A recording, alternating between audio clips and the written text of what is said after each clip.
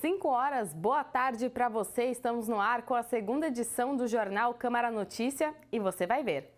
Indicação da Câmara melhora asfalto no conjunto habitacional Parque Itajaí e linha de ônibus que seria retirada devido aos buracos em uma via vai continuar à disposição dos moradores. Ao vivo, 243 anos de Campinas. A nossa equipe conversa com Gilson Kleina na Ponte Preta e conta a história do time. No Guarani, nós vamos saber mais sobre o clube e o jogo daqui a pouco contra o Goiás. O presidente da Comissão de Administração Pública faz um balanço do primeiro semestre. Temperaturas mais altas, confira como vai ficar o tempo para amanhã. No quadro semanal de esportes, domingo é dia de maratona aqui na cidade. A gente mostra como se prepara um trabalhador que treina como atleta e corre os 42 quilômetros.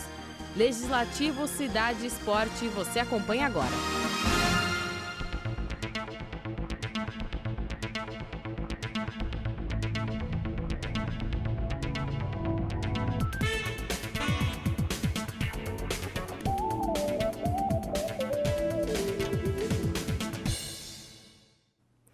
E olha, moradores de uma rua no conjunto habitacional Itajaí, que fica no Campo Grande, foram notificados pela empresa concessionária do transporte público da cidade de que uma linha de ônibus não iria mais circular por ali devido às más condições da via. E uma indicação aqui da Câmara pediu recapeamento para mudar essa situação. A reportagem é de Mariana Cremasco.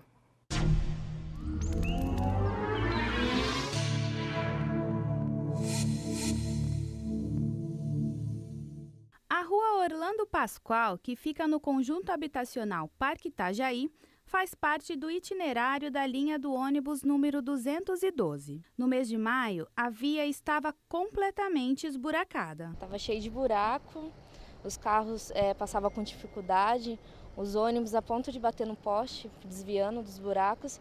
E estava intransitável aqui. Ela estava bem estragada mesmo, né? Porque inclusive eu tenho carro também, eu uso carro, meu filho também tem moto, tudo, e chegou a cair com a moto no buraco aí. Por esse motivo, a empresa concessionária Itajaí lançou um comunicado informando a população que a via não iria mais fazer parte do itinerário da linha do ônibus. Isso fez com que vários moradores nos procurassem ao nosso gabinete.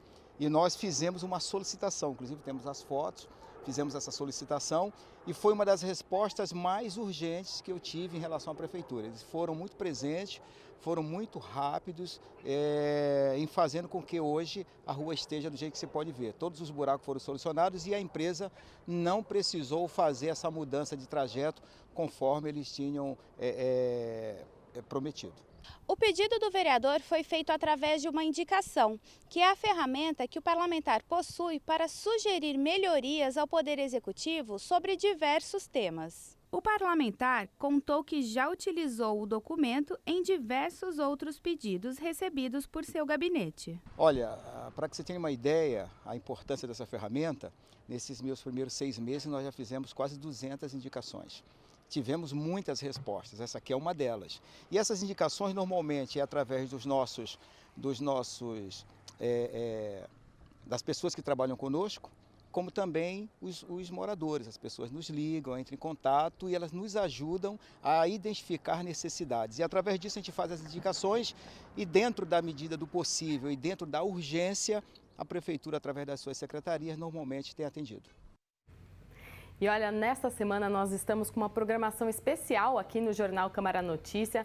As nossas Olá, equipes boa tarde, Gabi, boa tarde a você que nos acompanha. E olha só onde eu estou, no estádio Moisés Lucarelli. 243 anos de Campinas. Hoje, na primeira edição, eu estive lá no centro e agora à tarde o Gabriel Castro é quem traz as novidades e claro que ele vai falar de esportes. Onde você está, Gabriel? Boa tarde.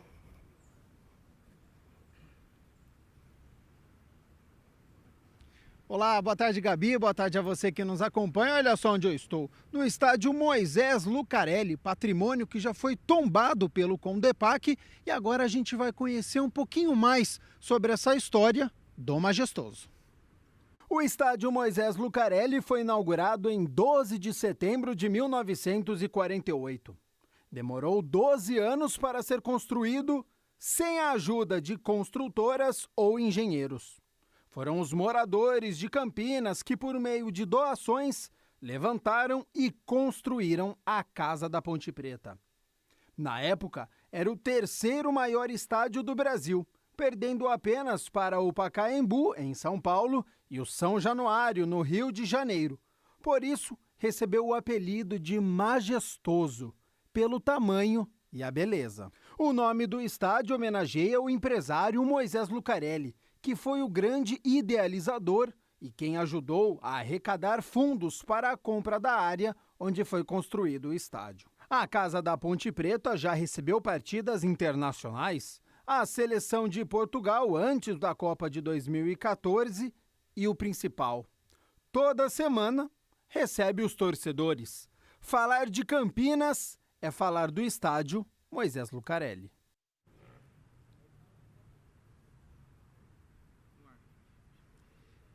Eu já estou aqui com o técnico da Ponte Preta, o Gilson Kleina. A gente acompanhou na reportagem o estádio que foi construído pelos torcedores. É diferente jogar no Moisés Lucarelli em relação aos outros estádios? Eu digo estádios de porte médio, como Vila Belmiro, Dorival de Brito, Pacaembu. Boa tarde, Gilson. Boa tarde, sem dúvida. Se jogar dentro do Majestoso, dentro do Moisés Lucarelli, é um palco mágico, é um palco que você sente o sentimento do torcedor, haja vista pela história, né? Que a gente acabou de ver aí. Aqui tem o suor, tem a entrega dos operários, das pessoas que começaram a formar a equipe da Ponte Preta, o estádio. Tanto é que hoje é tombado, é um patrimônio histórico. Então a gente sente o orgulho, né, de trabalhar nessa equipe, porque a gente sabe o que representa essa camisa para esses torcedores. E esse patrimônio histórico continua ativo, tanto é que amanhã, jogo de Campeonato Brasileiro, a Ponte Preta recebe o Bahia, 7h30 da noite aqui. Gilson, uma torcida que não tem comparecido tanto esse ano. Você tem alguns desfalques por causa de cartão, jogador suspenso, Renato Cajá, Rodrigo. São muitos problemas para amanhã? Então, são vários fatores, né, que às vezes o torcedor também não está podendo comparecer. Mas a gente deu para ver que no final do Paulista, nosso estádio estava lotado, nossa torcida compareceu, nos ajudou. Ela que fez a diferença para a gente fazer essa final, né, para a gente chegar com essa energia. Então, de repente, pela crise do país, por muitos jogos também, pelo calendário, se bem que o clube entendeu essa crise, né? Você vê que hoje tem um sócio torcedor aí que vale muito a pena, porque daí você consegue atrair muito mais o torcedor. Espero que amanhã contra o Bahia, né, que é um momento também que a gente está precisando resgatar a vitória, a gente possa colocar mais gente no estádio, porque esse é o combustível, né, para todos nós, principalmente para os atletas. A gente está numa semana especial aqui na TV Câmara Campinas. Sexta-feira, Campinas completa 243 anos. Você nasceu em Curitiba, não é um campineiro nato, mas você já teve uma passagem pela Ponte Preta, 2010, 2011 e agora pela segunda vez, 2017. O que você já pôde conhecer da cidade? O que você gosta, o clima? A gente está no inverno, você nasceu em Curitiba, acho que você está em casa nesse mês aqui de julho. Olha, para mim um dos melhores climas que eu já trabalhei, né? Até conversando com os amigos aqui. Que Campinas você não sente tanto calor, não sente tanto frio, você sempre vê o sol, né? Campineiro é um povo espetacular, sou muito bem recebido aqui, me sinto em casa, eu sou curitibano, tenho muita coisa que é parecida com Campinas, também foi cidade modelo Curitiba como Campinas, é a cidade do interior, a principal do estado, né? Então a gente sabe o que representa Campinas para o estado de São Paulo, só ver pela minha independência, né? Ter um aeroporto, isso é uma das melhores coisas que tem, pela independência que tem. Eu estava passando agora à tarde, aí você vê no inverno o IP, né? Você vê as árvores aí, todo florido, lindo. Então é orgulho, tá de parabéns Campinas, parabéns você campineiro. E eu que estou de fora, que eu passei 2 anos na primeira passagem, espero passar por um longo tempo também nessa outra. E as amizades que a gente vem fazendo, né? Campineiro também é um pouco parecido com Curitiba, né? Não é na primeira vez que você vai se entrosando, né? Mas ele vai aos pouquinhos te dando a confiança e a hora que ele sente que você realmente é a pessoa de confiança, ele abre as portas, ele abre a vida dele. E isso eu acho muito legal, porque aí é pro resto da vida. Tá certo, agradeço muito ao Gilson Kleina aqui no Moisés Lucarelli. Agora eu e toda a equipe a gente vai ter que correr 1,5 km e já tem a nossa segunda entrada aqui no Câmara Notícia. Tá bom, Gabi? Tá certo, Gabriel. Acho que ele até já deu uma dica aí de onde ele vai, né? A gente fala já mais com o Gabriel, mas de volta aqui à Câmara, a Comissão de Administração Pública, presidida pelo líder de governo, o vereador Marcos Bernardelli, conversou com a nossa equipe para fazer um balanço destes 6 primeiros meses. A Comissão Permanente de Administração Pública é presidida por Marcos Bernardelli e tem como membros os vereadores Zé Carlos, Tico Costa, Luiz Carlos Rossini e Jorge Schneider. Na avaliação do presidente, as reuniões foram bastante esclarecedoras. Nós temos uma reunião mensal e, portanto, nesse semestre nós tivemos fevereiro, março, abril e maio reuniões realizadas. E todos os projetos que por aqui passaram receberam o parecer favorável da comissão. A Comissão de Administração Pública trata de tudo o que se diz respeito à estrutura administrativa e organizacional da Prefeitura de Campinas e também da Câmara. É muito relevante porque é uma comissão que se posiciona em fatos concretos, dizem respeito às questões íntimas do município e íntimas também da própria Câmara. Bernardelli prevê bastante trabalho para a comissão no segundo semestre. Se é uma comissão permanente, ela é instada a se manifestar toda vez que o projeto já tenha passado pela Comissão de Constituição e Legalidade e quando, assim que distribuída para a comissão, é nomeado o relator e nós nos reunimos nesta reunião mensal que eu acabei de aludir. Será um semestre também com muito trabalho e os projetos que aí estão e que deverão passar serão analisados aí mês a mês. Mais balanço das comissões você encontra no youtube.com/TV Câmara Campinas, o nosso canal na internet. Agora, notícias do governo federal. O Ministério da Ciência e Tecnologia lançou um programa para capacitar jovens para trabalharem como monitores nos telecentros, que são locais com computadores e acesso à internet para a população de baixa renda. Aqui em Campinas, o telecentro fica no Ceasa. A informação ao alcance de um clique. É assim que esses estudantes entram em contato com a rede mundial de computadores. Eles moram em Ceilândia, cidade que fica a cerca de 35 quilômetros de Brasília, e usam o telecentro que funciona na biblioteca. O Esserley é assíduo frequentador do espaço, onde estuda para concursos. Minha rotina semanal aqui é de segunda a sexta, né? De 8 horas da manhã até as 10 da noite. Dá para assimilar muito, porque em casa você tem muito desvio, né? Você aparece alguma coisa para fazer, uma coisa ou outra, que sempre te tira do foco do estudo. E acaba que dentro da biblioteca você tem um monte de espaço local aqui, que você fica bem concentrado. O telecentro foi criado em 2004. No ano passado, os 16 computadores do espaço prestaram mais de 12.500 atendimentos. Por mês, em média, 1.800 pessoas passam pelo local. E para fazer tudo funcionar, esta monitora já fez 6 cursos voltados à área de informática, gestão e relacionamento interpessoal. Tem pessoas que chegam e falam, olha, eu preciso acessar um site, eu não sei como fazer. Eu estou com uma imagem lá e eu quero colocar ela num documento, num trabalho escolar, que já aconteceu muito. Eu preciso da sua ajuda. A gente vem, dá todo o suporte, ensina como é que faz. Experiências como a da monitora Roseli vão se multiplicar pelo país. O governo vai iniciar um programa de capacitação para 1.000 monitores. A meta é que eles se tornem agentes de inclusão digital e trabalhem nos cerca de 6.500 telecentros que existem no Brasil. Neste segundo semestre, o governo vai selecionar os telecentros interessados em participar do programa, que vão indicar os agentes. Eles vão ter 400 horas de curso, divididas em 10 meses a partir de janeiro do ano que vem. 95% do curso vai ser à distância, a partir de conteúdo definido por 7 institutos federais de ensino superior. Por mês, os alunos selecionados vão receber uma bolsa de R$ 400. O investimento é de R$ 2 milhões neste ano e R$ 6 milhões no ano que vem. Além de realizar a gestão dos telecentros, o programa também vai incentivar os agentes de inclusão digital a criarem projetos para as comunidades atendidas. Esse monitor ele tem que ser capaz de não trazer de fora não é, uma proposta a ser colocada para a comunidade, né, mas muitas vezes sabendo das possibilidades que estão hoje na internet de cursos, né, dos mais variados meios de acesso ao conhecimento, ser capaz de ajudar a comunidade a desenvolver um projeto local. Eu vejo que o espaço da biblioteca dá muito mais um espaço para a pessoa vir estudar, para querer tentar algo mais, querer crescer na vida. E olha, agora uma informação sobre saúde. A vacina pentavalente, que faz parte do Programa Nacional de Imunização, está em falta na rede pública da cidade desde o fim de maio. As doses precisam ser distribuídas pelo Estado e também pelo Ministério da Saúde e, segundo a Prefeitura, essas doses não chegaram mais por aqui. Esta vacina previne contra a difteria, tétano, hepatite B e outras doenças e cada criança precisa de 3 doses.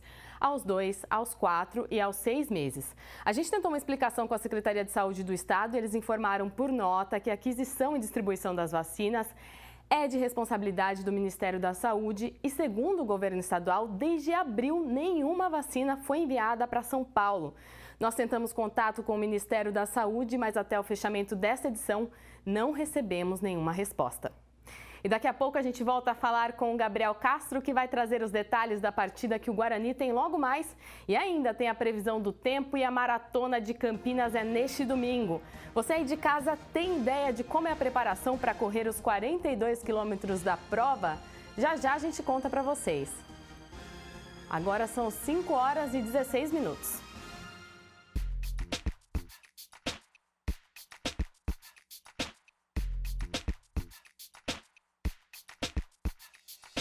A média, 8 horas. Existe o dormidor curto, que é de 4 a 6 horas, e o dormidor longo, coitado, que precisa de 10 a 12 horas. Esse realmente é muito prejudicado no sistema agora, que não permite ninguém dormir muito. A média, 8 horas. Quanto mais velho você vai ficando, menor é o tempo de sono. E você vai diminuindo o sono profundo no paciente idoso e aumentando os estágios 1 e 2. Então o velhinho dorme menos e mais superficial. Por isso que o velhinho acorda no meio da noite, você encontra ele comendo. Sim, vai diminuindo o sono 3 e sono reino na terceira idade. Novo ensino médio. O que vai mudar? Vou continuar estudando geografia, história e filosofia? Claro, a Base Nacional Comum Curricular contemplará tudo isso. Eu vou poder escolher uma área de conhecimento? Vai sim. Uma parte do currículo será obrigatória e a outra parte você escolhe. As mudanças também valem para as escolas particulares? Sim, elas valem para todas as escolas do país. Novo ensino médio, aprovado por 72% dos brasileiros. Ministério da Educação, Governo Federal, Ordem e Progresso.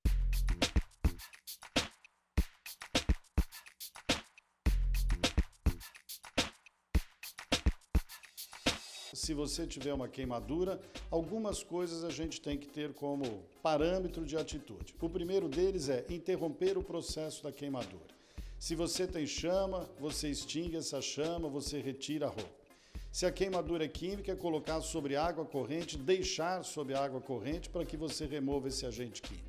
Se a queimadura é elétrica, você precisa cuidado em se distanciar, porque às vezes a fonte de energia elétrica continua, mas na medida da segurança, afastar esta pessoa da fonte de energia elétrica. Eu diria também que 100% das queimaduras têm que ser avaliados por quem tem competência. Nós temos a nossa atenção básica de muito boa qualidade na cidade, nós temos pelo menos 4 hospitais públicos em diversas regiões da cidade para que faça o primeiro atendimento. Nunca coloque nada sobre a queimadura, pasta de dente, clara de ovo, outras coisas que a gente ouve. Nunca coloque nada sobre a queimadura e procure assistência médica. Para todos os casos, uma pequena queimadura pode ter uma infecção, uma pequena queimadura pode até produzir um tétano.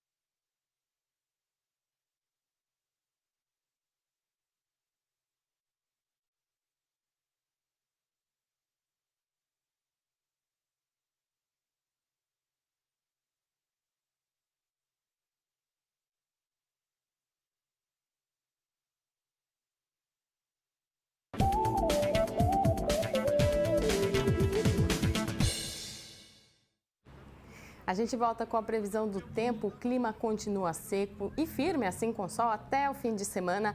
O frio deu mesmo um tempo, viu? A previsão é que o tempo continue com essas temperaturas médias dos últimos dias. E olha só, segundo o CEPAGRE, amanhã, quarta-feira, a mínima é de 13 e a máxima é de 26 graus. Agora, gente, se o Gabriel na primeira entrada estava lá na Ponte Preta contando a história do estádio e falando sobre o jogo de amanhã com o Gilson Kleina, agora ele e a nossa equipe correram um pouco e já estão no Alviverde Campineiro, Brinco de Ouro da Princesa, certo, Gabriel?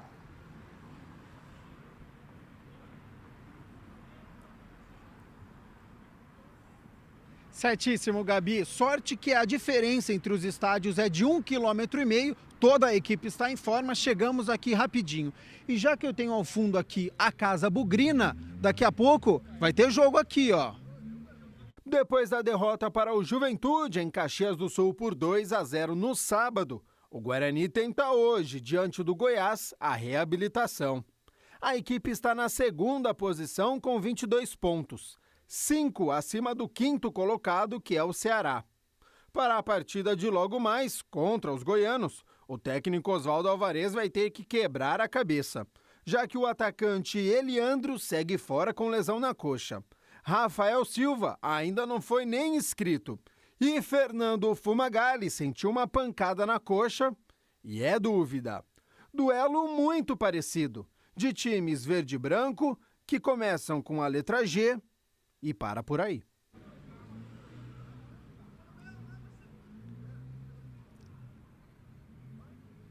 É duelo muito importante para o Guarani, já que vale a liderança caso o Bugre vença aqui o Goiás e o Juventude tropece na competição. Mas eu já estou aqui com o historiador José Ricardo Mariolani, porque o Guarani tem muitas histórias. Já foi campeão brasileiro nesse estádio, já recebeu a seleção brasileira. Que destaque que a gente pode dar do Guarani, que é um clube centenário, tem muita história para a cidade de Campinas e também para a felicidade dos torcedores. Boa tarde. Boa tarde a todos os espectadores de Campinas. Sem dúvida, o ponto máximo do Guarani foi o título de campeão brasileiro em 1978, que atraiu a atenção do país inteiro para a cidade de Campinas. Mas além desse título, o Guarani tem muitas outras conquistas, como o vice-brasileiro de 87, o vice-paulista de 88 e 2012, participou de 3 Copas Libertadores da América, na época em que somente 2 brasileiros participavam, né? E também o Estádio Brinco de Ouro foi palco de 2 jogos da seleção brasileira. Um em 1966, quando enfrentou um combinado campineiro, e em 1990, quando enfrentou a Bulgária. O nome é em homenagem à ópera Guarani do maestro Carlos Gomes, né? Sim, o Guarani foi fundado por 12 rapazes entre 16 e 19 anos, a maioria deles italianos ou filho de italianos. Mas esse nome, que homenageou o maestro Carlos Gomes, o maior artista da cidade de Campinas, mostra como eles já estavam integrados à cidade e consideravam como a sua terra. Então, eles escolheram um nome para homenagear um filho importante da cidade e não como outros times fundados por estrangeiros imigrantes que tinham nomes alusivos aos seus países de origem. E a gente pode falar, a gente estava falando de seleção brasileira, que já veio jogar aqui no Brinco de Ouro. Quem que foi o primeiro jogador bugrino que chegou à seleção brasileira? Eu acho que faz muito tempo, né? Sim, foi o goleiro Paulo Martorano. Em 1956, foi convocado para a seleção que disputaria a Copa América daquele ano. Agora, a gente está numa semana especial, sexta-feira é aniversário de Campinas. O que você acha que esse time de futebol representa para a cidade? Bom, o time, o nome da cidade está no próprio distintivo do Guarani, ou seja, sempre que o Guarani entra em campo, em qualquer lugar do mundo, o nome de Campinas está lá estampado na camisa dos jogadores. E também representa o futebol de Campinas, toda a história e o presente também. Embora o presente não seja brilhante como já foi o passado, esse passado nos dá esperança de que nós consigamos voltar a uma posição de destaque no cenário nacional como há 30, 40 anos atrás. Tá certo. José Ricardo muito obrigado por essa entrevista. Gabi, eu volto com você, mas não esquece que tem meu quadro de esportes ainda hoje, hein? Pode deixar, Gabriel. Não esqueci, não. Vamos lá para a sua área, para o esporte, já que hoje o Gabriel conta para a gente como se prepara um trabalhador como eu, você aí de casa, que corre uma maratona. Ou seja, gente, também um atleta. Olha só.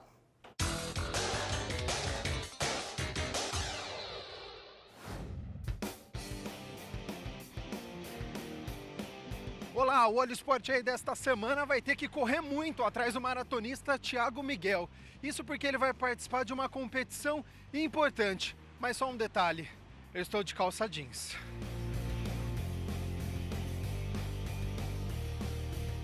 Bom, nós contamos com a boa vontade do Thiago, porque senão eu nunca iria alcançá-lo. E, bom, a gente está gravando essa reportagem por volta das 8 horas da manhã no inverno. Para você é tranquilo? É fácil fazer esse treinamento? Olha, fácil não é, mas quando a gente se compromete com alguma coisa, a gente tem que cumprir. Então, de alguma forma, a gente sofre para levantar, não é fácil não, mas como a gente tem um objetivo, no começo é difícil, mas depois a gente aquece e vai embora. No próximo domingo, no dia 16 de julho, vai acontecer a terceira maratona de Campinas e você vai participar. Como é que funciona esse treinamento? Como é que você faz o percurso da prova? Como é que você estuda? A maratona é uma prova muito agressiva, é uma prova bem complicada. Então a preparação começa em torno de uns 4 ou 5 meses antes da prova. E os treinos são variados, né? A gente treina distâncias longas, distâncias mais curtas. E em relação ao percurso, eu conheço porque ano passado eu já participei da prova. Eu fiz metade, eu fiz 21 quilômetros. E a prova de 42 são 2 voltas nesse percurso. Então o percurso ele é familiar, inclusive ele passa aqui também pela Lagoa do Taquaral. É um percurso desafiador, difícil, mas a gente gosta disso, a gente não gosta de coisa muito fácil não, a gente vai no mais difícil mesmo. Eu já entrevistei o Frank Caldeira e em 2 vezes na largada ele caiu ou foi derrubado. Eu queria saber de você se a largada é um ponto importante e qual trecho da prova que é o mais complicado, que você tem que ter uma atenção redobrada. Olha, o Frank Caldeira é outro nível, a gente está falando de um atleta profissional. Eu sou um amador esforçado. Na largada, normalmente eu tento largar um pouco mais à frente, num pelotão intermediário, porque às vezes tem gente que sai muito devagar e acaba atrapalhando um pouco o trajeto, né? Então, assim, nunca caí em nenhuma largada, sempre foi tranquilo em relação a isso. Em relação a estudar o percurso, a parte mais difícil, normalmente subidas são complicadas, né? Mas a gente também, durante o treinamento, a gente faz bastante treino de subida, de rampa que a gente fala. Eu costumo dizer que em provas longas, quem manda muito é a cabeça. Porque em determinado momento o corpo já está dolorido, você sente dor em qualquer parte do corpo. Então, e a cabeça o tempo todo fica mandando a gente parar. Só que aí a gente, como a gente treina bastante, principalmente a cabeça, aí a gente arruma força não sei de onde para completar a prova.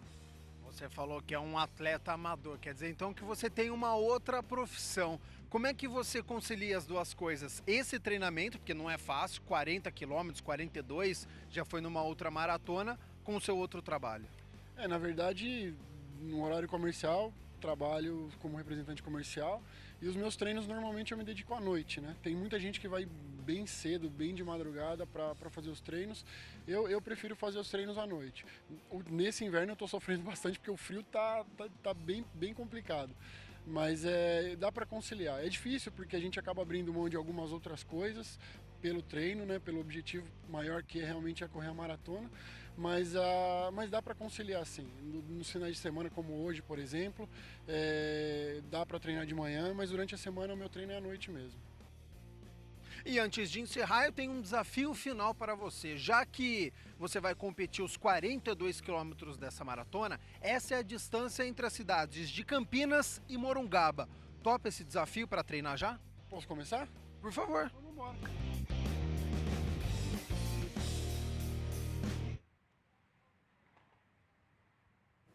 E que desafio e que coragem. Bom, gente, amanhã a gente continua aqui mostrando os outros distritos de Campinas e a história da nossa cidade nas 2 edições do Jornal Câmara Notícia e também na nossa programação. Então, fique ligado. Amanhã a gente passa por Joaquim Egídio Souzas e também Barão Geraldo. Assistam e participem. A gente fica por aqui. Um ótimo fim de tarde para você e até amanhã.